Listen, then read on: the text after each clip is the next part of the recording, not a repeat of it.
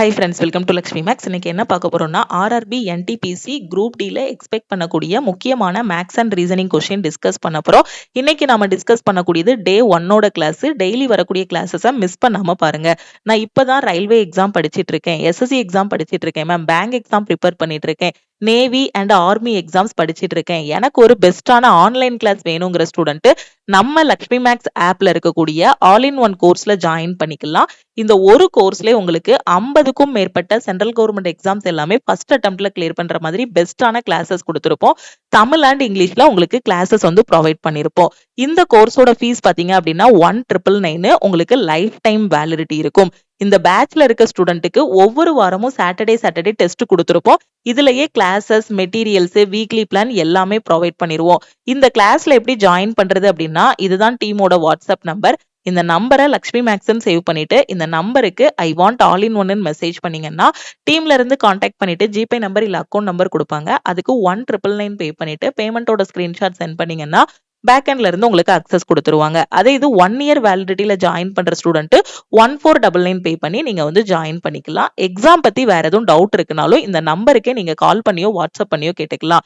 நீங்க எந்த டைம்னாலும் கிளாஸஸ் வந்து பாக்குற மாதிரி கொடுத்துருப்போம். இதுல ரெக்கார்டட் கிளாஸஸா உங்களுக்கு ப்ரொவைட் பண்ணிருப்போம். டவுட் கிளாரிஃபை பண்றதுக்கு வாட்ஸ்அப் குரூப் எல்லாமே கொடுத்துருப்போம். நீங்க காலேஜ் ஸ்டூடெண்டா இருக்கிறீங்க அப்படின்னா சோ இப்பவே உங்களோட ப்ரிப்பரேஷனை ஸ்டார்ட் பண்ணுங்க. ஃபர்ஸ்ட் கொஸ்டின் பாருங்க. The area of a circle is doubled when its radius is increased by 1. The radius of the circle is. ஒரு வட்டத்தின் ஆரம் ஒன்றால் அதிகரிக்கும் போது அதன் பரப்பளவு ரெட்டிப்பாகும். அப்படி என்றால் அந்த வட்டத்தின் ஆரம் என்னன்னு கேட்டிருக்காங்க. ரொம்ப ஈஸியான கொஸ்டின்.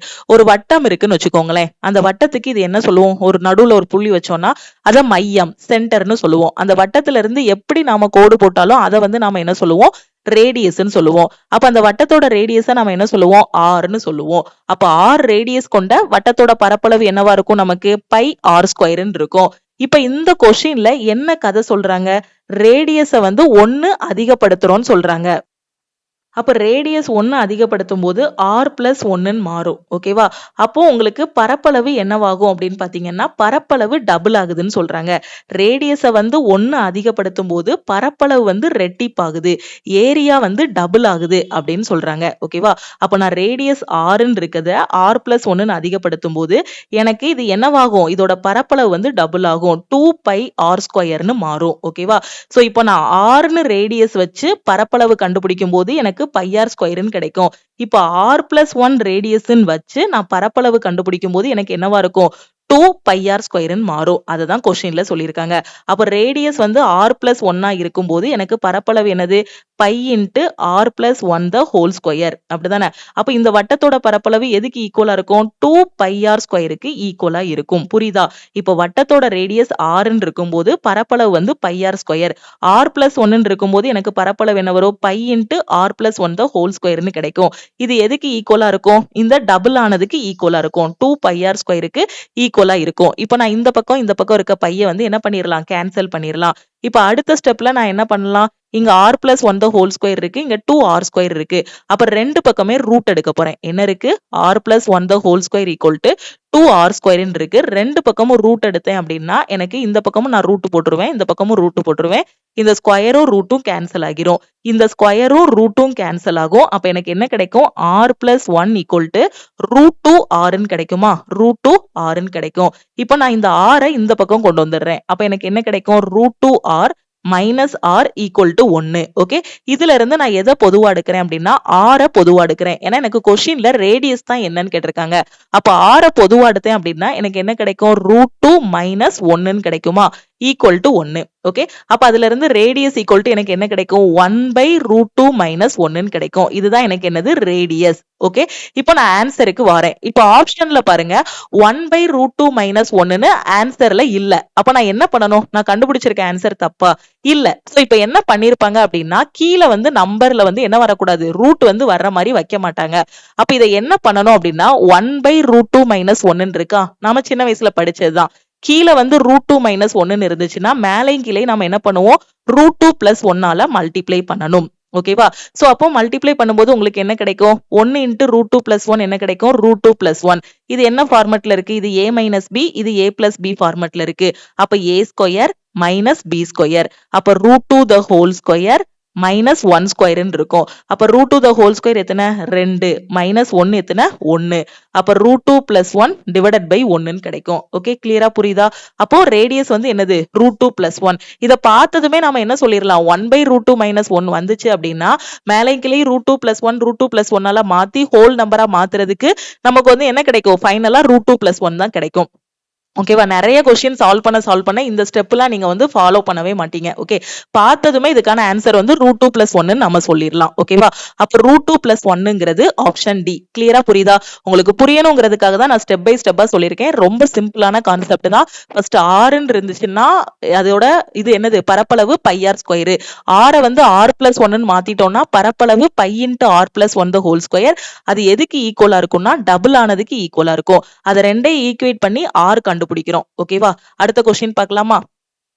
ஓகே எம்பெடட் ஃபிகர்ல உள்ள கொஸ்டின் ஜஸ்ட் ஒரு செகண்ட்ல ஆன்சர் பண்ணிடலாம். இந்த படத்தை பார்த்து இதை வந்து ஆன்சர் பண்ணிடலாம்.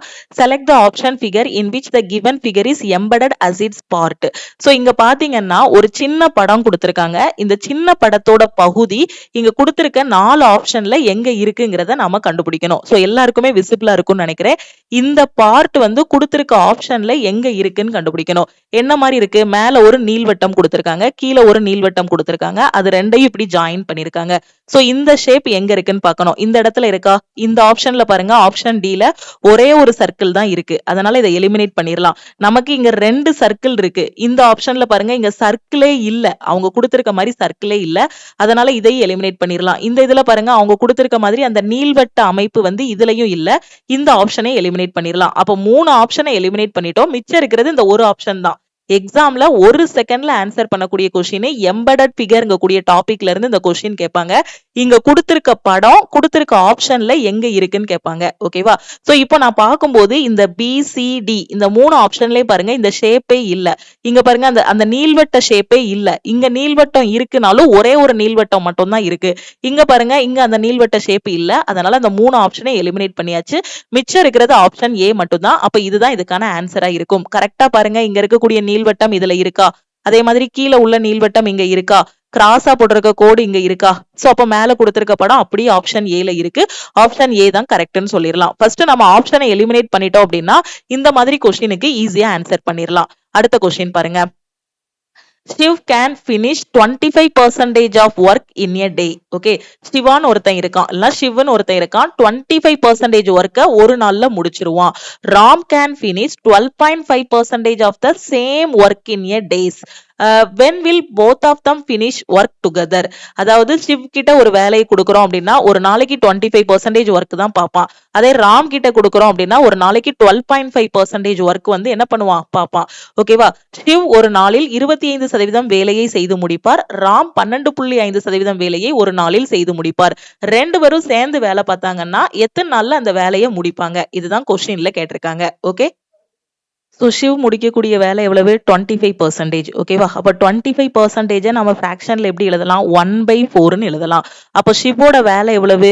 1/4. ஓகேவா? 25% ஒர்க்கை வந்து ஒரு நாள்ல முடிக்கிறான். ஓகேவா? இப்போ அதே மாதிரி ராம் வந்து பாத்தீங்கன்னா 12.5% ஒர்க்கை வந்து இது பண்றான். 12.5 நம்ம ஃபிராக்ஷன்ல எப்படி எழுதலாம்? 1/8ன்னு எழுதலாம். 25ல பாதி தான் என்னது 12.5. அப்போ இது என்ன வரும்? 1/8ன்னு வரும். நம்ம எதுல பார்த்திருக்கோம்? percentage to fraction அப்படின்னு பார்த்திருப்போம். percentage டாபிக்ல ரொம்ப சிம்பிள் தான். 25% நான் எப்படி 1/4ன்னு போட்டேன்னா 25 divided by 100ன்னு போடுவோமா? கேன்சல் ஆகிருமா? 1/4ன்னு வரும். அப்ப 25% 1/4 இருந்துச்சுன்னா 12.5% என்னவா இருக்கும்? அதுல டபுளா இருக்கும். அப்போ 1/8ன்னு வரும். அப்படிதானே? சோ அதுல டபுள் மீன்ஸ் கீழே உள்ளது கூட நம்ம மல்டிப்ளை பண்ணணும். ஓகே. சோ இல்லனா அதுல பாதின்னு சொல்லலாம். ஓகே. பாதிங்கும் போது 1/8ன்னு கிடைக்கும். புரியுதா? 25 1/4ன்னு எழுதுறோம்னா 12.5 நம்ம எப்படி எழுதணும்? 1/8ன்னு எழுதணும். அப்ப இவனோட வேலை எவ்வளவு? 1/4. ராமோட வேலை எவ்வளவு? 1/8. 2 பேரும் சேர்ந்து வேலை பார்த்தாங்கன்னா எவ்வளவு நல்ல வேலையை முடிப்பாங்க? 2 பேரோட வேலையும் கூட்டுங்க. 1/4 plus 1/8. அப்ப 2க்கும் எல்சிஎம் எடுத்தோம் அப்படின்னா நமக்கு என்ன கிடைக்கும்? 8 வந்து எல்சிஎம் இருக்கும். அப்ப இதை 8ஆ மாத்தணும்னா மேலையும் கீழையும் 2ஆல மல்டிப்ளை பண்ணணும். அப்ப 2ஆல மல்டிப்ளை பண்ணும்போது 2ன்னு கிடைக்கும். பிளஸ் இதை 8ஆ மாத்தணும்னா மேலையும் கீழையும் 1ஆல மல்டிப்ளை பண்ணணும். அப்ப நமக்கு என்ன கிடைக்கும்? 1ன்னு தான் இருக்கும். அப்ப என்ன கிடைக்கும்? இது வந்து வேலை. அப்ப அவங்க முடிக்கக்கூடிய வேலை எவ்வளவு? 2 பேரும் சேர்ந்து வேலை பார்த்தாங்கன்னா 3/8. எனக்கு என்ன கேட்டிருக்காங்க? எத்தனை நாள்ல முடிப்பாங்கன்னு கேட்டிருக்காங்க. அப்போ வேலையை தலைகீழ போட்டா எனக்கு என்ன கிடைக்கும்? டேஸ் கிடைக்கும். டேஸை தலைகீழ போட்டா ஒர்க் கிடைக்கும். இதுதானே டைம் அண்ட் ஒர்க்கோட கான்செப்ட். அப்ப எனக்கு இதை டேஸா மாத்தணும். அப்ப 3/8 நான் எப்படி போடணும்? 8/3 மாத்தணும். அப்ப நான் இதை கேன்சல் பண்ணேன் அப்படின்னா எனக்கு ஃபைனல் ஆன்சர் என்ன வரும்? 2 3 6 6 3 18 திருப்பி 7 3 21 அந்த மாதிரி போயிட்டே இருக்கும். ஸோ 2.67. ஓகே, இதுக்கான ஆன்சர் என்னது? 2.67. ரெண்டு பேரும் சேர்ந்து வேலையை பார்த்தாங்க அப்படின்னா எவ்வளவு நாளைக்குள்ள வேலையை முடிப்பாங்க? 2.67 டேஸ்ல வந்து வேலையை முடிப்பாங்க. 2.67 டேஸ்ங்கிறது ஆப்ஷன் ஏ. புரியுதா? சோ என்ன பண்ணிருக்கோங்கிறது புரியுதா? ஃபர்ஸ்ட் ஒர்க் கண்டுபிடிங்க. சிவாவோட ஒர்க் 1/4, ராமோட ஒர்க் 1/8. சோ ரெண்டு பேரும் சேர்ந்து வேலை பார்த்தாங்க அப்படின்னா டோட்டலா ஒர்க் என்ன கிடைக்கும்? 3/8 கிடைக்கும். ஒர்க்க தலைகீழ போட்டா டேஸ். அப்ப 8/3ங்கும் போது நமக்கு 2.67 டேஸ் கிடைக்கும். ஓகே, கிளியரா புரியுதா? அடுத்த கொஸ்டின் பாருங்க. Find the missing number in the given series following the same pattern. So number series பொறுத்த வரைக்கும் நீங்க ஞாபகம் வச்சுக்கிடக்கூடிய கான்செப்ட் என்ன அப்படின்னா அடுத்தடுத்த நம்பருக்கு டிஃபரன்ஸ் எடுக்கணும். ஒரு 70% கொஸ்டின் வந்து அடுத்தடுத்த நம்பருக்கு நீங்க டிஃபரன்ஸ் எடுத்தாலே ஈஸியா ஆன்சர் கண்டுபிடிச்சிடலாம். இப்படி இந்த கொஸ்டினை பார்த்து யோசிச்சுட்டே இருந்தோம் அப்படின்னா நமக்கு லாஜிக் என்னங்கிறது பிடிபடாது. சோ என்ன பண்ணணும் அப்படின்னா பார்த்ததுமே அடுத்தடுத்த நம்பருக்கு டிஃபரன்ஸ் எடுத்து பார்த்துடணும். இப்ப 18, 24, 84, 294, 798 இருக்கு. இப்போ அடுத்த நம்பர் என்னங்கிறத நான் கண்டுபிடிக்கணும். அப்ப அடுத்தடுத்த நம்பருக்கு டிஃபரன்ஸ் எடுத்திருக்காங்களா? அப்படி அடுத்தடுத்த நம்பருக்கு டிஃபரன்ஸ் எடுத்து லாஜிக் வரல அப்படின்னா அடுத்த லாஜிக் யோசிக்கணும். into 1 + 2 இந்த மாதிரி ஏதாவது கான்செப்ட் போயிருக்காங்கிறத நாம யோசிக்கணும். ஓகே, இப்போ நான் டிஃபரன்ஸ் எடுக்கிறேன். 24 - 18 எனக்கு என்ன வரும்? 6. இல்லைன்னா 18 24 மாத்தணும்னா என்ன பண்ணணும்? 6 ஆட் பண்ணணும். 84ல 24 போச்சுன்னா என்ன வரும்? 60. ஓகேவா? இல்லைன்னா 24 84 மாத்தணும்னா அது கூட 60 நான் கூட்டணும். 24 84 மாத்தணும்னா 60 கூட்டணும். அப்படியும் யோசிக்கலாம். இல்ல 84ல இருந்து 24 கழிச்சு 60ன்னு போடலாம். இப்ப 294 இருக்கு, இங்க 84 இருக்கு. மைனஸ் பண்ணேன் அப்படின்னா எனக்கு என்ன கிடைக்கும்? 210 கிடைக்கும். ஓகே, சோ இந்த 200 அப்படி இருக்கும். 94ல 84 போச்சுன்னா 10. இப்படி மைனஸ் பண்ணுங்க. உட்கார்ந்து ஸ்கூல் பிள்ளைங்க மாதிரி 294 - 84ன்னு நம்ம மைனஸ் பண்ணும்போது எக்ஸாம்ல டைம் ஆகும். அதனால இங்க 294 இருக்கு, இங்க 84 இருக்கு. 200 அப்படி வச்சுக்கோங்க. 94 - 84 10. அப்ப 210 வரும். இங்க 798 - 294 இருக்கு. அப்ப என்ன வரும்? 8ல 4 போனா 4. சோ திருப்பி 504 கிடைக்குமா? 504 இங்க கிடைக்கும். சோ இங்க என்ன நம்பர் வரும்னு தான் கண்டுபிடிக்கணும். புரியுதா? இப்ப இங்க 6 இருக்கு, இங்க 60 இருக்கு, இங்க 210 இருக்கு, இங்க 504 இருக்கு. இந்த நம்பரை பார்க்கும்போது ஏதாவது தோணுதா? இந்த நம்பரை பார்க்கும்போது ஏதாவது தோணுதா? ஸ்கொயர் நம்பர், கியூப் நம்பர், இல்ல ஸ்கொயரையோ கியூபையோ ஏதோ பண்ணிருக்காங்கன்னு தோணுதா? எல்லாமே பாருங்க அந்த கியூப் நம்பருக்கு பக்கத்துல இருக்க நம்பர் மாதிரியே இருக்கு. 6 பாருங்க, கியூப் நம்பர் என்னது? 8. 8 வந்து 2ஓட கியூப், அது பக்கத்துல உள்ள நம்பர்.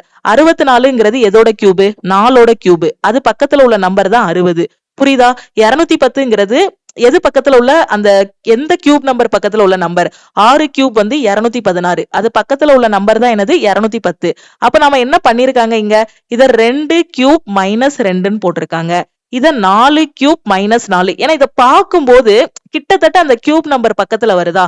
அப்படியே கியூப் நம்பரா கொடுக்க மாட்டாங்க. இதுக்கு முன்னாடி உள்ள எக்ஸாம்ல எல்லாம் பாத்தீங்கன்னா டைரக்டா கியூப் நம்பராவே கொடுத்திருப்பாங்க 8 64. இப்ப என்ன பண்றாங்கன்னா ஒரு ஸ்டெப் எக்ஸ்ட்ரா நீங்க யோசிக்கணும். இது பாக்குறதுக்கு கியூப் நம்பர் பக்கத்துல உள்ள நம்பர் மாதிரி இருக்கு. 512ங்கிறது எதோட கியூப்? 8ஓட கியூப்.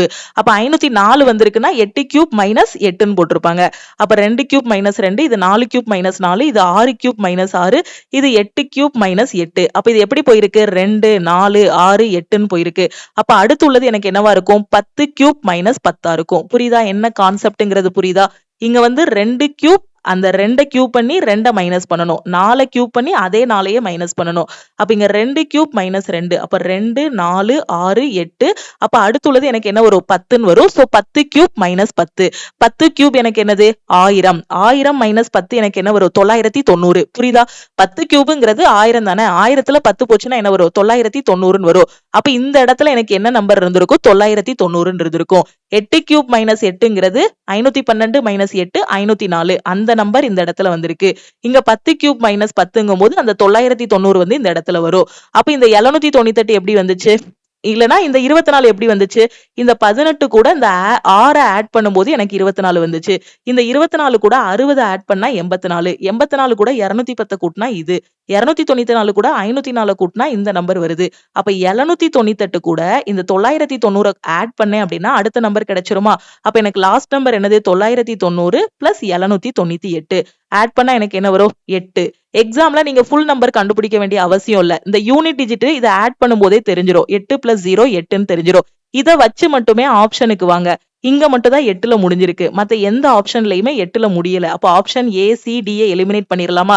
ஆட் பண்ண வேண்டாம். ஏன்னா 990 798ங்கிறது கொஞ்சம் பெரிய நம்பரா இருக்கு. ஆட் பண்ணோம் அப்படின்னா அதுல ஒரு 2-3 செகண்ட் வேஸ்ட் ஆகிரும். அதனால யூனிட் டிஜிட் வச்சு மட்டுமே பாருங்க. இங்க நீங்க லாஜிக் யோசிச்சு கொண்டு வந்திருப்பீங்க 990ன்னு. அப்ப ஆட் பண்ணும்போது கண்டிப்பா லாஸ்ட் வந்து என்ன இருந்திருக்கும்? யூனிட் டிஜிட்ல 8 தான் இருந்திருக்கும். இந்த ஒரு ஆப்ஷன்ல மட்டும் தான் யூனிட் டிஜிட்ல 8 இருக்கு. மத்த ஆப்ஷனை எலிமினேட் பண்ணிரலாம். நீங்க ஃபுல்லா ஆட் பண்ணாலும் 1788 தான் ஆன்சர். ஓகேவா? நீங்க ஏன் ஃபுல்லா ஆட் பண்ணாம ஆன்சர் பண்ணீங்கன்னு யாரும் கேட்க போறது இல்ல. புரியுதா? அப்ப யூனிட் டிஜிட் வச்சு மட்டுமே ஆப்ஷனை எலிமினேட் பண்ணி ஸ்மார்ட்டா இதுல ஒரு 2-3 செகண்ட் நம்ம சேவ் பண்ணிரலாம். இப்படி ஒவ்வொரு கொஸ்டின்லயும் 2 செகண்ட் 3 செகண்ட் எக்ஸ்ட்ரா சேவ் பண்ணும்போது எக்ஸாம்ல எக்ஸ்ட்ரா ஒரு 2ல இருந்து 3 கொஸ்டின் வந்து நம்ம அட்டெண்ட் பண்ணிரலாம். ஏன்னா இங்க காம்படிட்டிவ் எக்ஸாம்ல ஒவ்வொரு 0.5 மார்க் 0.25 மார்க்குக்குமே நமக்கு மதிப்பு அதிகம். ஓகே, அதனால டைமை வந்து கரெக்டா சேவ் பண்ணணும். ஆப்ஷன் எலிமினேஷன் மெத்தட் வந்து யூஸ் பண்ணணும். அப்ப இதுக்கான ஆன்சர் வந்து என்னது? 1788. சோ இப்ப ஆட் பண்ணாலும் 9 9 18 16 1 17. சோ 1788 தான் இதுக்கான ஆன்சர். அடுத்த கொஸ்டின் என்ன சொல்லியிருக்காங்க? Two men X and Y start from a common point. X walks at 5 km per hour. Y walks at 4 km per hour. How many kilometer will they be apart after 3 hours if they walk in opposite direction? என்ன சொல்லியிருக்காங்கன்னா, ரெண்டு பசங்க இருக்காங்க. X மற்றும் Y ஆகிய இரு ஆண்கள் ஒரு பொதுவான இடத்திலிருந்து கிளம்புகிறார்கள். இந்த இடத்துல தான் இருக்காங்கன்னு வச்சுக்கோங்களேன். ஓகே, இங்க இருந்தா என்ன பண்றாங்க? Xம் Yயும் அவங்களோட பயணத்தை ஆரம்பிக்கிறாங்க. X என்பவர் மணிக்கு 5 கிலோமீட்டர் நடக்கிறார். Xோட ஸ்பீட் என்ன அப்படின்னு பாத்தீங்கன்னா 5 கிலோமீட்டர் பெர் hour. அததான் மணிக்கு 5 கிலோமீட்டர் நடக்கிறார். ஒரு மணி நேரத்துக்கு 5 கிலோமீட்டர் நடக்கான். இதான் அதுக்கான அர்த்தம். Y என்பவர் மணிக்கு 4 கிலோமீட்டர் நடக்கிறார். Yயோட ஸ்பீட் என்ன அப்படின்னா 4 கிலோமீட்டர் பெர் hour. ஒரு மணி நேரம் Y விட்டோம் அப்படின்னா 4 கிலோமீட்டர் நடந்துருவான்.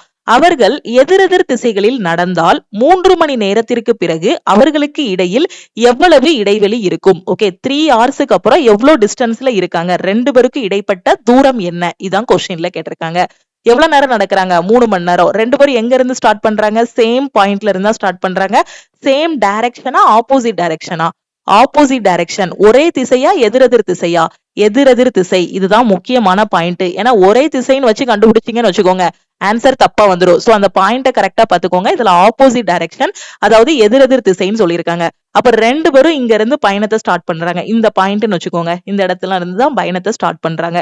எக்ஸ் வந்து இப்படி பார்க்க நடந்து போய்கிட்டு இருக்கான். இந்த டைரக்ஷன்ல நடந்து போறான்னு வச்சுக்கோங்க. அப்போ ஒய் எந்த டைரக்ஷன்ல நடந்து போவான்? இந்த டைரக்ஷன்ல நடந்து போவான். அப்படிதானே? ஆப்போசிட்னா ஒருத்தன் இப்படி பார்க்க போறான்னா இன்னொருத்தன் இப்படி பார்க்க தான் போவான். இல்ல எக்ஸை இந்த பக்கம் எடுத்து ஒய்யனாலும் இந்த பக்கம் எடுத்துக்கோங்க. சிம்பிள் தான். ஓகே, இப்ப நம்ம 3 மணி நேரத்துக்கு பிறகு என்னன்னு பார்க்கணும். இங்க இருந்தா நம்ம ஆரம்பிக்கிறோம். சோ 3 மணி நேரம் டைம் கொடுத்திருக்கோம் எக்ஸுக்கு. நீ இந்த பக்கமா நடந்து போ. 3 மணி நேரம் கழிச்சு எவ்வளவு தூரம் போறாங்கிறத பார்ப்போம். ஒய்க்கு நாம கொடுத்திருக்க டைமும் 3 மணி நேரம் தான். ஓகே, எக்ஸோட ஸ்பீடு எவ்வளவு? 5 கிலோமீட்டர். ஒரு மணி நேரத்துக்கு 5 கிலோமீட்டர் நடக்கிறான். அப்ப 3 மணி நேரத்துக்கு எவ்வளவு தூரம் நடந்திருப்பான்? இந்த இடத்துல இருந்து எவ்வளவு தூரம் போயிருப்பான்? இந்த இடத்துல இருந்து அவன் 5 × 3 15 கிலோமீட்டர் போயிருப்பான். அப்படிதானே? எவ்வளவு போயிருப்பான்? 15 கிலோமீட்டர் கடந்திருப்பான். இந்த இடத்துல நிப்பான். ஃபைனலா இங்க ஆரம்பிச்ச எக்ஸ் இப்படி நடந்து போய் 3 மணி நேரம் கழிச்சு பார்த்தா இந்த இடத்துல போய் நிப்பான். டோட்டலா அவன் ஆரம்பிச்ச இடத்துல இருந்து எவ்வளவு தூரம் இருப்பான்? 15 கிலோமீட்டர் இருப்பான். இல்லனா நம்ம டைம் அண்ட் டிஸ்டன்ஸ் ஃபார்முலா படினாலும் போடலாம். Speed equal to distance divided by time. எனக்கு வந்து டிஸ்டன்ஸ் தான் வேணும். So distance equal to speed into time. எக்ஸோட ஸ்பீடு வந்து எவ்வளவு? 5. டைம் எவ்வளவு கொடுத்திருக்கோம்? 3 மணி நேரம் கொடுத்திருப்போம். அப்ப 5 × 3 15. இந்த மாதிரி ஃபார்முலா படியும் நீங்க போகலாம். அப்படி இல்லைன்னா சிம்பிளா ஒரு மணி நேரத்துக்கு 5 கிலோமீட்டர் நடக்கிறான் அப்படின்னா 3 மணி நேரம் நடந்தான் அப்படின்னா 15 கிலோமீட்டர் நடந்திருப்பான். அப்ப எக்ஸ் இந்த பாயிண்ட்ல இருந்து இந்த கடைசி எவ்வளவு தூரம் வரை நடந்திருக்கான்? 15 கிலோமீட்டர். ஒய்க்கும் நான் என்ன சொல்லியிருக்கேன்? 3 மணி நேரம் உனக்கும் டைம். இந்த இடத்துல இருந்து நீ நடக்க ஆரம்பிச்சிருக்கேன்னு சொல்லியிருக்கேன். அப்போ ஒய் பாருங்க, 1 மணி நேரத்துக்கு 4 கிலோமீட்டர் நடந்திருப்பான். அப்போ 3 மணி நேரம் கழிச்சு பார்த்தா அவன் எவ்வளவு நடந்திருப்பான்? 4 × 3 12 கிலோமீட்டர். ஒய் இந்த பக்கமா தானே போறான். சோ இந்த பக்கமா தானே நடக்கிறான். அப்ப இந்த லாஸ்ட் பாயிண்ட்டுக்கு ரீச் ஆயிருக்கும் போது ஒய் எவ்வளவு தூரம் கடந்திருப்பான்? 12 கிலோமீட்டர் கடந்திருப்பான். ஓகே, இப்ப ஃபைனலா பாத்தீங்கன்னா எக்ஸ் இந்த இடத்துல நிப்பான், ஒய் இந்த இடத்துல நிப்பான். ஆரம்பிக்கும் போது 2 பேரும் இங்க இருந்து ஆரம்பிச்சாங்க. எக்ஸ் இப்படி பார்க்க நடந்து போனதுனால 15 கிலோமீட்டர் போய் இந்த இடத்துல நிக்கிறான். ஒய் இப்படி பார்க்க நடந்து போனதுனால 12 கிலோமீட்டர் நடந்து போய் இந்த இடத்துல நிக்கிறான். இப்ப கொஸ்டின்ல என்ன கேட்டிருக்காங்க? 3 மணி நேரத்துக்கு அப்புறம் அவர்களுக்கு இடையில் எவ்வளவு இடைவெளி இருக்கும்? 3 மணி நேரம் முடிஞ்சு போச்சு. 2 பேருக்கும் இடையில உள்ள டிஸ்டன்ஸ் என்னன்னு கேட்டிருக்காங்க. ஒய் இங்க இருக்கான், எக்ஸ் இங்க இருக்கான். 2 பேருக்கும் இடையில இருக்கக்கூடிய டிஸ்டன்ஸ் என்ன? இதை வேணா நான் அழிச்சிடுறேன், கன்ஃபியூஸ் ஆகுதுன்னா. சோ இந்த ஒய்க்கும் எக்ஸுக்கும் உள்ள டிஸ்டன்ஸ் என்னது? இங்க இருந்து இங்க வரைக்கும் நான் பார்க்கணும். இங்க இருந்து இங்க வரை எனக்கு எவ்வளவு? 12 கிலோமீட்டர் இந்த சென்டர் வர. அதுக்கப்புறம் இங்க இருந்து இங்க வரை எவ்வளவு? 15. அப்ப 12 + 15 எவ்வளவு? 27 கிலோமீட்டர். 2 பேரும் எவ்வளவு தூரம் டிஸ்டன்ஸ்ல நிக்கிறாங்க? 27 கிலோமீட்டர் தூர டிஸ்டன்ஸ்ல நிக்கிறாங்க. அதுதான் கொஸ்டின்லயும் கேட்டிருக்காங்க. 27 கிலோமீட்டர் அப்படிங்கிறது ஆப்ஷன் டி. ஓகே, தெளிவா புரிஞ்சிருக்கும்னு நினைக்கிறேன். ரொம்ப சிம்பிளான கொஸ்டின், உங்களுக்கு புரியணுங்கிறதுக்காக தான் நான் ரொம்ப நிறுத்தி நிதானமா சொல்லியிருக்கேன். ஜஸ்ட் பேப்பர் பெண்ணே இல்லாம இதுக்கு வந்து ஆன்சர் பண்ணிடலாம். ஓகே, ஒருத்தனோட ஸ்பீடு 5 கிலோமீட்டர், இன்னொருத்தனோடது 4 கிலோமீட்டர் பெர் அவர். 2 பேருமே ஆப்போசிட் டைரக்ஷன்ல போறாங்க. அப்போ 3 மணி நேரம் கழிச்சு பார்த்தா இவன் 5 × 3 15 கிலோமீட்டர் நடந்திருப்பான். இவன் 4 × 3 12 கிலோமீட்டர். அப்போ ஆப்போசிட் டைரக்ஷன்னா 2 பேருக்கும் உள்ள டிஸ்டன்ஸ் என்னவா இருக்கும்? 15 + 12 27. பார்த்ததுமே எக்ஸாம்ல ஆன்சர் பண்ணிடலாம். ஆனா உங்களுக்கு புரியணுங்கிறதுக்காக தான் இவ்வளவு தூரம் நான் டீடைலா எக்ஸ்பிளைன் பண்ணிருக்கேன். ஓகே, பேப்பர் பெண்ணே இல்லாம ஆன்சர் பண்ணிடலாம். ஓகே, 27 அப்படிங்கிறது ஆப்ஷன் டி. தெளிவா புரிஞ்சிருச்சா? அடுத்த கொஸ்டின். இதுல என்ன சொல்லிருக்காங்க? ஒரு சின்ன பஸ்ஸில் ABCDEF R 6 people living in a 6-story building. ஒரு 6 மாடி கட்டிடத்துல ஏல இருந்து எஃப் வரைக்கும் வசித்து வருகிறார்கள். ஓகேவா?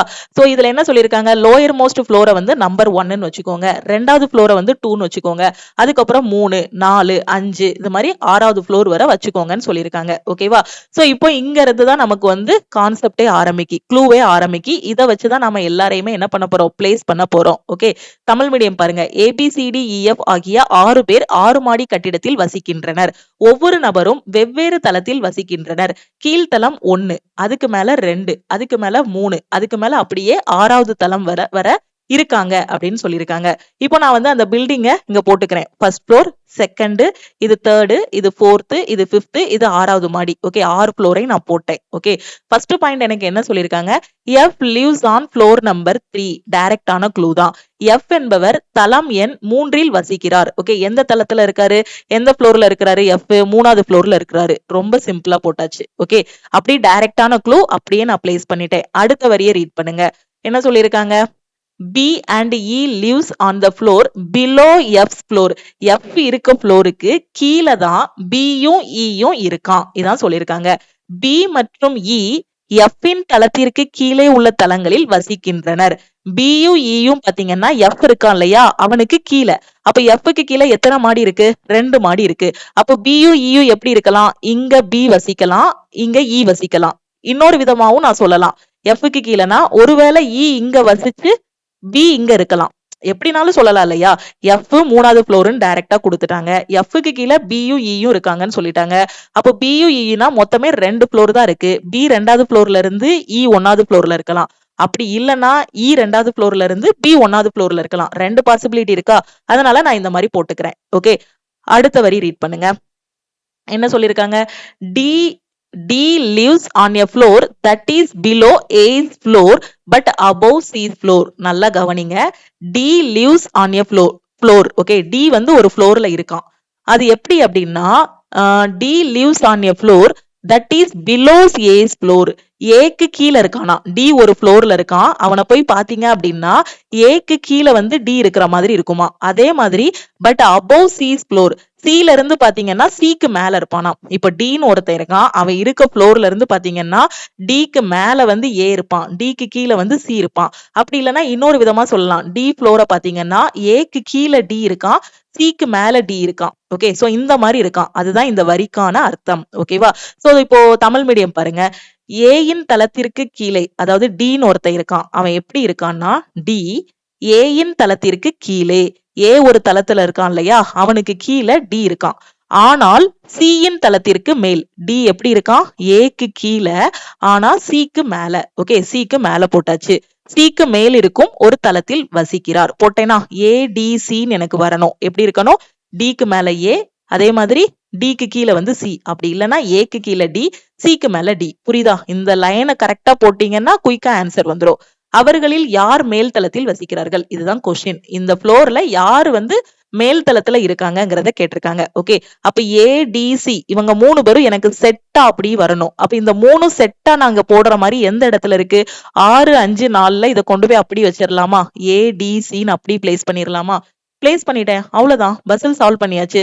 இந்த ஒரு பாயிண்ட வச்சு இந்த ஏடிசி இப்படிதான் வரும். ஏ அவனுக்கு கீழே டி, அவனுக்கு கீழே சி தான் வரணும். சோ இந்த 3 இடம் காலியா இருந்துச்சு, இங்க போய் ஏடிசி நான் பிளேஸ் பண்ணிட்டேன், எனக்கு பசில் சால்வ் ஆகிருச்சு. கொஸ்டின்ல என்ன கேட்டிருக்காங்க? யார் மேல் தளத்தில் வசிக்கிறார்னு கேட்டிருக்காங்க. மேல் தளத்துல யார் இருக்கா? ஏ இருக்கான். ஓகேவா? சோ அப்ப ஏங்கிறது ஆப்ஷன் டி. ஆப்ஷன் டில ஆன்சர் ஏ இருக்கு. ஓகே, சப்போஸ் இந்த இடத்துல மேல் தளத்துக்கு பதிலா, அதாவது who among them lives on top most floor ன்னு கேட்டிருக்காங்க. டாப் மோஸ்ட் ஃப்ளோர்ல யார் இருக்கா? ஏ இருக்கா, அதனால ஏன்னு போட்டேன். ஓகே, லோயர் மோஸ்ட் ஃப்ளோர்னு கேட்டிருக்காங்கன்னு வச்சுக்கோங்க. கொஸ்டின்ல கீழ்த்தளத்துல யார் இருக்காங்கன்னு கேட்டிருக்காங்கன்னா யாரை போடுவீங்க? உங்களுக்கு ஆப்ஷன் ஏல பி இருக்கு, பில இ இருக்கு, ஓகே, சில சி இருக்கு, டில ஏ இருக்கு. சோ ஆப்ஷன் டில எய்தர் பிஆர்சின்னு ஒரு ஆப்ஷன் கொடுத்திருப்பாங்க. எய்தர் பிஆர்சின்னு கொடுத்திருப்பாங்க. அப்ப இதுக்கு என்ன ஆன்சர் சூஸ் பண்ணணும்னா ஏ சூஸ் பண்ணக்கூடாது, பி சூஸ் பண்ணக்கூடாது, இந்த ஆப்ஷன் டி தான் நாம சூஸ் பண்ணணும். ஏன்னா இதுக்கு நமக்கு கன்ஃபார்மா தெரியாது. ஒன்னு பி இருக்கலாம், either B or C, sorry either B or E. நான் ஆப்ஷன் தப்பா எழுதிட்டேன். எய்தர் பி ஆர் இ, ஒன்னு பி இருக்கலாம், அப்படி இல்லைன்னா இ இருக்கலாம். இந்த ஆப்ஷன் தான் நம்ம சூஸ் பண்ணணும். எக்ஸாம்ல என்ன பண்ணுவோம்னா பதட்டத்துல இங்க பியும் இருக்கு இயும் இருக்கு, அப்ப ஏதாவது ஒரு ஆப்ஷனை சூஸ் பண்ணி விட்டுருவாங்க. ஆப்ஷன் டில தெளிவா கொடுத்திருப்பாங்க, எய்தர் பி இருப்பான் அல்லது இ இருப்பான் அப்படிங்கிற மாதிரி கொடுத்திருப்பாங்க. அந்த ஆப்ஷனை நீங்க சூஸ் பண்ணணும். அப்படி இல்லைன்னா எப்படி கொடுத்திருப்பாங்கன்னா cannot determined, okay, cannot be determined கொடுத்திருப்பாங்க. ஓகே, கண்டுபிடிக்க முடியாதுன்னு சொல்லியிருப்பாங்க.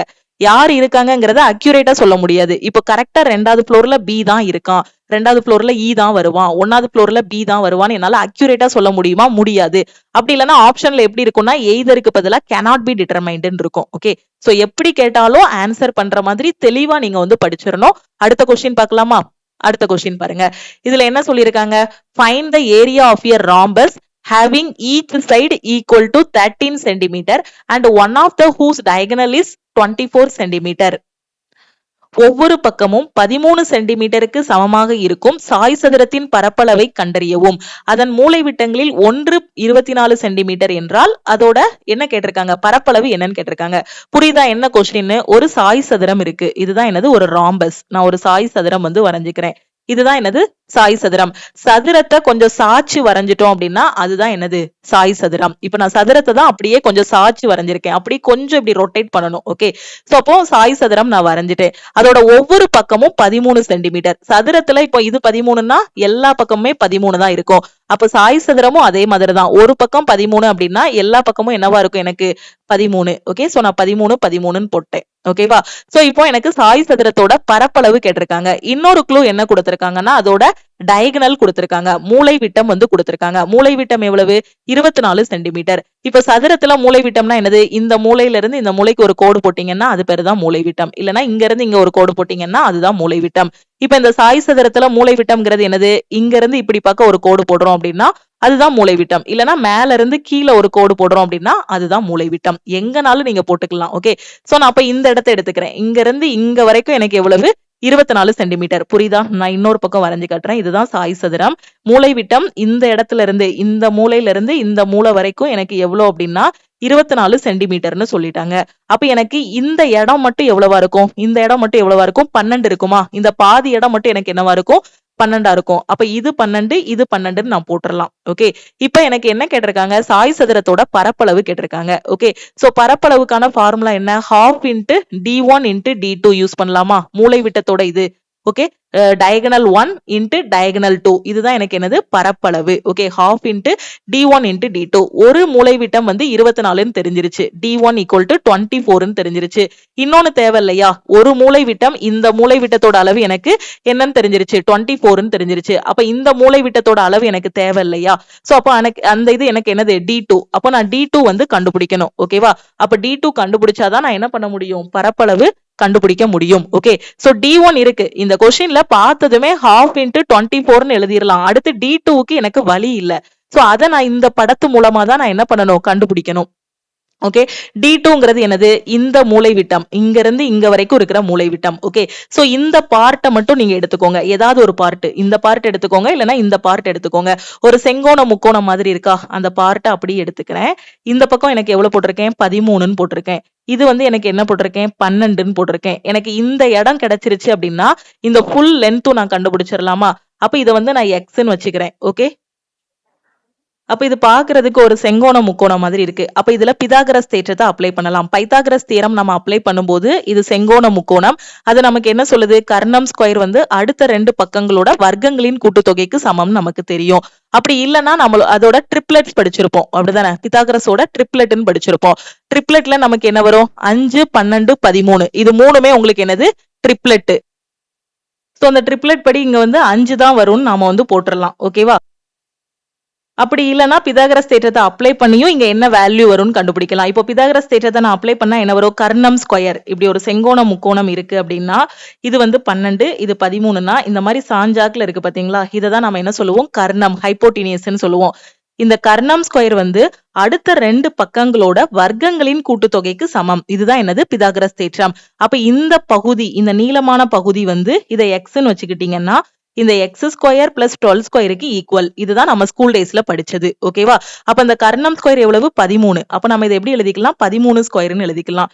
13 ஸ்கொயர் எவ்வளவு? 169 equal to X square plus 12 square எவ்வளவு? 144. ஓகேவா? இப்ப இந்த நம்பரை ஒரு பக்கம் கொண்டு வாங்க. எக்ஸ் ஸ்கொயரை இங்க வச்சுக்கோங்க. X square equal to 169 minus 144ன்னு கிடைக்கும். அப்ப இதுல இருந்து எக்ஸ் ஸ்கொயர் ஈக்குவல் டு 25ன்னு வருமா? அப்ப இதை எக்ஸ் வந்து என்ன வரும்? இதுக்கு ரூட் எடுக்கணும். அப்ப ரூட் எடுக்கும் போது எக்ஸோட வேல்யூ என்ன வரும்? 5ன்னு கிடைக்கும். ஓகே. பிதாகரஸ் தேற்றம் அப்ளை பண்ணியும் இந்த எக்ஸோட வேல்யூ 5ன்னு கொண்டு வரலாம். அப்படி இல்லைன்னா இந்த 2 வேல்யூவும் 12, 13 இருக்குன்னா இது கண்டிப்பா 5ஆ தான் இருக்கும். இதுதான் பிதாகரஸோட ட்ரிப்ளெட்னு நம்ம படிச்சிருப்போம். ஓகேவா? சோ நம்ம ஆல் இன் ஒன் கோர்ஸ்ல உங்களுக்கு நான் சொல்லி கொடுத்திருப்பேன். 5, 12, 13. ஓகேவா? இதுல இந்த 3 நம்பரும் ஒன்னா தான் வரும். இதான் ட்ரிப்ளெட்ஸ். ஓகே. சப்போஸ் 5, 12 இருக்கு அப்படின்னா இந்த வேல்யூ வந்து 13. ஓகே. இப்படி உட்கார்ந்து நீங்க கால்குலேட் பண்ண வேண்டாம். இங்க வந்து 12, 13 வந்துருச்சுனாலே கண்டிப்பா இங்க 5 தான். இல்லனா இங்க 5, 13 வந்துருச்சுனாலே இங்க 12 தான் வரும். ஓகே. புரியுதா? அப்படி இல்ல இந்த மாதிரி எனக்கு ட்ரிப்ளெட் ஞாபகம் வைக்க முடியல அப்படின்னா நீங்க இந்த மாதிரி கால்குலேட் பண்ணியும் எக்ஸோட வேல்யூ கண்டுபிடிக்கலாம். 5ன்னு கண்டுபிடிச்சாச்சா? அப்ப இங்க இருந்து இங்க வரைக்கும் உள்ள பார்ட் நாம என்ன கொண்டு வந்துட்டோம்? 5ன்னு கொண்டு வந்துட்டோம். அப்ப இது 5னா கீழ இருக்கிறது உங்களுக்கு 5 தான். அப்ப டோட்டலா இந்த மூலைவிட்டத்தோட அளவு என்னது? 5 + 5 10. இல்லனா 1 கண்டுபிடிச்சிட்டோம் அப்படின்னா இன்னொன்னு என்ன வரும்? 5 × 2 10ன்னு போட்டுறலாம். ஓகே. அப்ப D2ஓட வேல்யூ என்னது? 10ன்னு கண்டுபிடிச்சாச்சு. அப்ப D1ம் தெரியும், D2வும் தெரியும், டயகனல் 1ம் தெரியும், டயகனல் 2வும் தெரியும்னா ஏரியா கண்டுபிடிச்சிடலாமா? அப்ப பரப்பளவு equal to half × D1 × D2. Okay. Equal to half × D1 வந்து உங்களுக்கு எவ்வளவு? 24. D2 எவ்வளவு? 10. அப்ப 24 × 10. அப்ப ஆன்சர் என்ன வரும்? 1 2 12 2 24. அப்ப 12 × 10 120 சென்டிமீட்டர் ஸ்கொயர். ஓகே. இதுதான் உங்களுக்கு என்னது? ஏரியா. 120ங்கிறது ஆப்ஷன் பி. கிளியரா புரிஞ்சிருச்சா? அடுத்த கொஸ்டின் என்ன சொல்லிருக்காங்க? This question is based on the following 3 letter words: AIN, ONK, AST, EJO. If in each of the words each letter is changed to the next letter in the English alphabetical order, how many words thus formed will have no vowel? என்ன சொல்லிருக்காங்கன்னா இந்த கொடுத்திருக்க series இருக்கு இல்லையா? இது எல்லாத்துலயும் next லெட்டருக்கு மாத்துறீங்க. இப்ப இங்க ஏன்னு இருந்துச்சுன்னா A+1. A+1 என்ன வரும்? பீன்னு வரும். ஐன்னு இருக்கு அப்படின்னா அதுக்கு அடுத்து உங்களுக்கு என்ன வரும்? ஜேன் வரும். ஓகே. அப்படி மாத்தும் போது how many words thus formed will have no vowel? எதுல வந்து வவ்வல் இல்ல, எத்தனை இதுல வவ்வல் இல்லங்கிறது தான் நீங்க கவுண்ட் பண்ணி சொல்லணும். ஓகே. ஒவ்வொரு வார்த்தையிலும் ஒவ்வொரு எழுத்தும் ஆங்கில எழுத்துக்களின் வரிசையில் அடுத்த எழுத்துக்கு மாற்றப்பட்டால் உருவான எத்தனை சொற்களில் குரலொலி இருக்காது? குரலொலி means vowel. Okay. So vowel எத்தனை இதுல இருக்காதுன்னு கேட்டிருக்காங்க. ஓகே. சோ அப்ப என்ன கொடுத்திருக்காங்க உங்களுக்கு? First AIN. ஓகே. AIN, அதுக்கப்புறம் ONK, அதுக்கப்புறம் என்ன கொடுத்திருக்காங்க? AST, அடுத்து EJOன்னு சொல்லியிருக்காங்க. இப்ப ஏல இருந்து அடுத்த லெட்டருக்கு மாத்துறீங்க. ஏக்கு அடுத்த லெட்டர் என்னது? பி. ஐக்கு அடுத்த லெட்டர் என்னது? ஜே. எண்ணுக்கு அடுத்த லெட்டர் என்னது? ஓ. ஓகே. அடுத்து இங்க அடுத்த இதுல பாருங்க. ஓக்கு அடுத்த லெட்டர் பி, எண்ணுக்கு அடுத்த லெட்டர் ஓ, கேக்கு அடுத்த லெட்டர் என்னது? எல், ஏக்கு அடுத்த லெட்டர் ABCD தான் அப்படியே எழுதிட்டு இருக்கேன். ஏக்கு அடுத்து உங்களுக்கு என்ன வரும்? பீன் வரும். எஸ்க்கு அடுத்து உங்களுக்கு என்ன வரும்? டீன் வரும். டீக்கு அடுத்து என்ன வரும்? யூ. அதுக்கப்புறம் இங்க ஈக்கு அடுத்த லெட்டர் எஃப், ஜேக்கு அடுத்த லெட்டர் கே, ஓக்கு அடுத்த லெட்டர் என்னது? பி. ஓகேவா? சோ இதுல எத்தனை இதுல வவ்வல் இல்லங்கிறத நாம என்ன பண்ணணும்? கவுண்ட் பண்ணி சொல்லணும். அப்ப இதுல எத்தனை இதுல வவ்வல் இல்ல? வவ்வல்ஸ்னா என்னது? ஏ, இ, ஐ, ஓ, யு. இததான் நம்ம என்ன சொல்லுவோம்? வவ்வல்ஸ்ன்னு சொல்லுவோம். ஓகே. அப்ப இங்க வந்து வவ்வல் இருக்கு. ஓ இருக்கு. அப்ப இத நம்ம கவுண்ட் பண்ணக்கூடாது. இங்கேயும் வவ்வல் லெட்டர் இருக்கு. ஓ இருக்கு. இதையும் கவுண்ட் பண்ணக்கூடாது. இங்க யூ இருக்கு. யூ வந்து வவ்வல். இதையும் கவுண்ட் பண்ணக்கூடாது. இங்க பாருங்க எஃப்கேபின்னு இருக்கு. இதுல ஏதாவது வவ்வல் லெட்டர் இருக்கா? இல்ல. அப்ப இதுதான் நமக்கான ஆன்சர். அப்ப எத்தனை இதுல வவ்வல் இல்லாம இருக்கு? எஃப்கேபில மட்டும். அப்போ 1 தான் இதுக்கான கரெக்ட் ஆன்சர். ஓகேவா? சோ புரியுதா? மொத்தம் 4 வேர்ட் இருக்கு. 4ல 1ல மட்டும் என்னது இல்ல? வவ்வல் இல்ல. சோ அப்போ 1 தான் இதுக்கான ஆன்சர். ஓகே. அடுத்த question. Two trains, 121 meter and 99 meter long, running in opposite direction at the speed of 40 km per hour, 32 km per hour respectively. In what time will they completely cross each other from the moment they meet? 121 kilometre மற்றும் 99 kilometre நீளமுள்ள இரண்டு ரயில்கள் முறையே 40 kilometre மணி மற்றும் 32 kilometre வேகத்தில் எதிரெதிர் திசைகளில் இயங்குகின்றனர். அவர்கள் சந்தித்த தருணத்தில் இருந்து எவ்வளவு நேரத்தில் ஒன்றை ஒன்று முழுமையாக கடந்து செல்லும்னு கேட்டிருக்காங்க. சோ ரெண்டுமே எப்போ கிராஸ் ஆகும்னு கேட்டிருக்காங்க. ஒரு ட்ரெயினோட லென்த் வந்து 121 மீட்டர், இன்னொரு ட்ரெயினோட லென்த் வந்து 99 மீட்டர். ஓகே. சோ இந்த ரெண்டுமே எப்படி போகுது அப்படின்னா ஆப்போசிட் டைரக்ஷன்ல போகுது. எதிரெதிர் திசையில வந்து என்ன பண்ணிட்டு இருக்கு? போயிட்டு இருக்கு. ரெண்டுமே ஒண்ணு எப்போ வந்து கிராஸ் பண்ணும்? இதான் கொஸ்டின்ல கேட்டிருக்காங்க. சோ ஒன்னோட ஸ்பீடு பாத்தீங்க அப்படின்னா 40 கிலோமீட்டர் பெர் அவர். இன்னொரு இதோட ஸ்பீடு பாத்தீங்க அப்படின்னா 32 கிலோமீட்டர் பெர் அவர். ஓகேவா? சோ ரெண்டுமே எப்போ கிராஸ் பண்ணும்? எந்த டைம்ல ஒண்ணு மீட் பண்ணி கிராஸ் பண்ணும்னு கேட்டிருக்காங்க. So speed equal to distance divided by டைம்னு நமக்கு தெரியும். சோ இதுல இருந்து டைம் ஈக்குவல் டு நமக்கு என்ன தெரியும்? டிஸ்டன்ஸ் பை ஸ்பீடு தான் நமக்கு என்னன்னு தெரியும்? டைம்னு தெரியும். ஓகே. கிளியரா?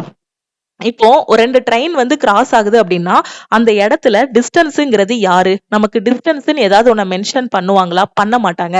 அப்ப 2 ட்ரெயின் கிராஸ் ஆகுது அப்படின்னா அங்க டிஸ்டன்ஸ்ங்கிறது யாருன்னா அந்த ட்ரெயினோட லென்த் தான் நமக்கு வந்து என்னது? டிஸ்டன்ஸ். அப்ப இங்க 2 ட்ரெயின் இருக்கா? அப்ப டிஸ்டன்ஸ்ங்கிறது உங்களுக்கு என்ன அப்படின்னா இந்த ட்ரெயினோட லென்த் பிளஸ் இந்த ட்ரெயினோட லென்த் ரெண்டையும் ஆட் பண்ணா என்ன வரும்? 121 பிளஸ் 99 வந்து 9 1 10 220ன்னு கிடைக்குமா? சோ 220. 120 பிளஸ் 100 எத்தனை? 220. ஓகே. சோ டிஸ்டன்ஸ் கிடைச்சிருச்சு. அதுக்கப்புறம் நமக்கு ஸ்பீடு. ஓகே. இங்க ஸ்பீடு வந்து 2 ஸ்பீடு இருக்கு. அப்ப எந்த ஸ்பீடு எடுக்கணும்? 2 ட்ரெயினும் என்ன டைரக்ஷன்ல போகுது? நமக்கு ஆப்போசிட் டைரக்ஷன்ல போகுது. அப்ப ரிலேட்டிவ் ஸ்பீடு வந்து கண்டுபிடிக்கணும். ஓகே. அப்ப ஆப்போசிட் டைரக்ஷன்ல போனா ரிலேட்டிவ் ஸ்பீடுங்கிறது என்னது? 2 ஸ்பீடையும் ஆட் பண்ணணும். அதுதான் ரிலேட்டிவ் ஸ்பீடு. அதே சேம் டைரக்ஷன்ல போச்சு அப்படின்னா 2 ஸ்பீடுக்கும் டிஃபரன்ஸ் எடுக்கணும். அதுதான் ரிலேட்டிவ் ஸ்பீடு. அப்ப ஆப்போசிட் டைரக்ஷன்ல போறதுனால ரெண்டையும் ஆட் பண்ணா என்ன கிடைக்கும்? 40 பிளஸ் 32 72 கிலோமீட்டர் பெர் ஹவர்னு கிடைக்கும். இதுதான் ரிலேட்டிவ் ஸ்பீடு. இப்ப டிஸ்டன்ஸ் உங்களுக்கு எதுல கொடுத்திருக்காங்க? மீட்டர்ல கொடுத்திருக்காங்க. கொஸ்டினை நல்லா பாருங்க. இந்த லென்த் வந்து எதுல இருக்கு? மீட்டர்ல இருக்கு. அப்ப டிஸ்டன்ஸ் வந்து 220 மீட்டர். இப்ப நாம எந்த டைம்ல ரெண்டும் மீட் பண்ணுங்கிறது தான் கண்டுபிடிக்கணும். டைம் தான் கண்டுபிடிக்கணும். அப்ப இது மீட்டர்ல இருக்கு, இது கிலோமீட்டர் பெர் ஹவர்ல இருக்கு. அப்ப யூனிட் வந்து வேற மாதிரி இருக்கு. அப்ப நாம இதை வந்து என்ன பண்ணிக்கலாம்? இந்த கிலோமீட்டர் பெர் ஹவரை மீட்டர் பெர் செகண்டா மாத்தணும். கிலோமீட்டர் பெர் ஹவரை மீட்டர் பெர் செகண்டா மாத்தணும்னா என்ன பண்ணணும்னு சொல்லி கொடுத்திருக்கேன். இது எல்லாமே பேசிக்.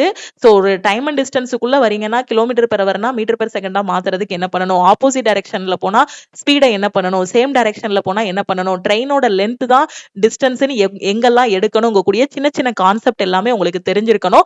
நீங்க பிகினரா இருந்தீங்க அப்படின்னா ஆல் இன் ஒன் கோர்ஸ்ல உங்களுக்கு பேசிக் எல்லாமே டீச் பண்ணிருப்போம். அதுல பார்த்துட்டு அதுக்கப்புறம் இந்த ரிவிஷன் கிளாஸ்ல வந்து உட்காருங்க. ஓகேவா? அப்ப கிலோமீட்டர் பெர் ஹவரை மீட்டர் பெர் செகண்டா மாத்தனா 5/18 மல்டிப்ளை பண்ணணும். மீட்டர் பெர் செகண்டா கிலோமீட்டர் பெர் ஹவரா மாத்தணும் அப்படின்னா 18/5 மல்டிப்ளை பண்ணணும். ஓகே.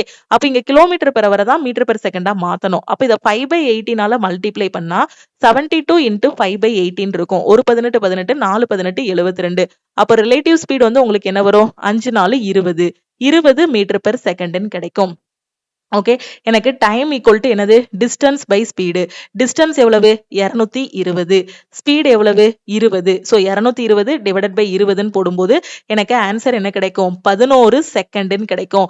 அப்ப 2 ட்ரெயினுமே எப்போ மீட் பண்ணும்? 11 வினாடிகள்ல மீட் பண்ணும். 11ங்கிறது ஆப்ஷன் சி. ஓகே. கிளியரா புரிஞ்சிருச்சா? அடுத்த கொஸ்டின் போலாமா? ஓகே, இது போகையும் இன்னும் நிறைய கொஸ்டின்ஸ் இருக்கு. இந்த கொஸ்டின்ஸ் எல்லாத்தையும் நம்ம அடுத்தடுத்த கிளாஸ்ல டிஸ்கஸ் பண்ணலாம். இந்த கிளாஸஸ் எல்லாமே உங்களுக்கு ரொம்பவே யூஸ்ஃபுல்லா இருக்கும். ஸோ மறக்காம லைக் பண்ணுங்க. உங்க ஃப்ரெண்ட்ஸும் railway exam, SSC exam prepare பண்ணிட்டு இருக்காங்க அப்படின்னா அவங்களுக்கும் இந்த வீடியோவை ஷேர் பண்ணுங்க. இதே மாதிரி டெய்லி ஈவினிங் 7 o'clock வரக்கூடிய கிளாஸஸை மிஸ் பண்ணாம பாருங்க. நான் இப்பதான் எக்ஸாம் படிச்சிட்டு இருக்கேங்கிற student first all in one கோர்ஸ்ல நீங்க ஜாயின் பண்ணிட்டு பேசிக்ஸ் எல்லாமே படிச்சிருங்க. நீங்க காலேஜ் போற ஸ்டூடெண்டா இருந்தாலும் சரி, ஹவுஸ் ஒய்ஃபா இருந்தாலும் சரி, இல்ல பிரைவேட் கம்பெனில ஒர்க் பண்ணிட்டு இருந்தாலும் சரி, எனக்கு கிடைக்கிற டைம்ல தான் என்னால எக்ஸாமுக்கு படிக்க முடியுங்கிற ஸ்டூடெண்ட்டுக்காக தான் இந்த ஆல் இன் ஒன் கோர்ஸ் வந்து நம்ம மேக் பண்ணிருக்கோம். இதுல நீங்க ஜாயின் பண்ணிட்டீங்கன்னா வேற மெட்டீரியல் எதுவுமே நீங்க தனியா செப்பரேட்டா வாங்க வேண்டாம். இதுலயே உங்களுக்கு மெட்டீரியல்ஸ் ப்ரொவைட் பண்ணிருவோம். அதே மாதிரி கிளாஸஸ் எல்லாமே ப்ரொவைட் பண்ணிருப்போம். வார வாரம் டெஸ்ட்டும் கொடுத்துருவோம். டவுட் கிளாரிஃபை பண்றதுக்கு ஒரு வாட்ஸ்அப் குரூப் வந்து கொடுத்துருப்போம். ஓகேவா? தமிழ் அண்ட் இங்கிலீஷ்ல உங்களுக்கு கிளாஸஸ் வந்து ப்ரொவைட் பண்ணிருப்போம். ஒரே ஒரு டைம் தான் நீங்க ஃபீஸ் பே பண்ண போறீங்க. 1999 பே பண்ண போறீங்க. உங்களுக்கு லைஃப் டைம் வேலிடிட்டி இருக்கும். இதுலயே உங்களுக்கு ப்ரீவியஸ் இயர் கொஸ்டின், சிலபஸ்ன்னு எல்லாமே கவர் பண்ணிருப்போம். இதை தாண்டி வேற எதுவுமே நீங்க வந்து படிக்க வேண்டாம். இதுல கொடுத்துருக்கதை மட்டும் படிச்சாலே கண்டிப்பா உங்களால ஃபர்ஸ்ட் அட்டெம்ப்ட்ல எக்ஸாம் வந்து கிளியர் பண்ண முடியும். அக்டோபர் 21 ஆர்ஆர்பி என்டிபிசி கிராஜுவேட்டுக்கான நோட்டிபிகேஷன் வருது. 28 வந்து அண்டர் கிராஜுவேட்டுக்கான நோட்டிபிகேஷன், 30 ஜேஇக்கான நோட்டிபிகேஷன் வருது. ஸோ நோட்டிபிகேஷனுக்கு வெயிட் பண்ணாம இப்பவே படிக்க ஆரம்பிச்சிருங்க. இதுக்கான எக்ஸாம்ஸ் எல்லாமே 2026 தான் வரும். ஓகேவா? அப்ப நான் அப்ப படிக்க ஆரம்பிச்சுக்கிறேன், நியூ இயர் பிறந்ததுக்கு அப்புறம் படிக்கிறேன், எக்ஸாம் ஹால் டிக்கெட் வந்ததுக்கு அப்புறம் படிக்கிறேன் அப்படின்னு இருந்தீங்கன்னா ரொம்பவே கஷ்டம். ஏன்னா ஒரு 0 லெவல்ல ஒரு பிகினரா இருக்கிறீங்க அப்படின்னா குறைஞ்சது ஒரு 4 மாசம் இல்லைன்னா ஒரு 6 மாசம் ஸ்பெண்ட் பண்ணாதான் எந்த எக்ஸாம்னாலும் கிளியர் பண்ண முடியும். ஃபர்ஸ்ட் சிலபஸ் கவர் பண்ணணும், ப்ரீவியஸ் இயர் கொஸ்டின், அதுக்கப்புறம் டெஸ்ட் எடுத்து அந்த டெஸ்ட்டை வந்து அனலைஸ் பண்ணணும். ஓகேவா? சோ எக்ஸாம் பத்தி வேற எதுவும் டவுட் இருந்தாலும் நம்ம டீமுக்கே நீங்க வந்து காண்டாக்ட் பண்ணி கேட்டுக்கலாம்.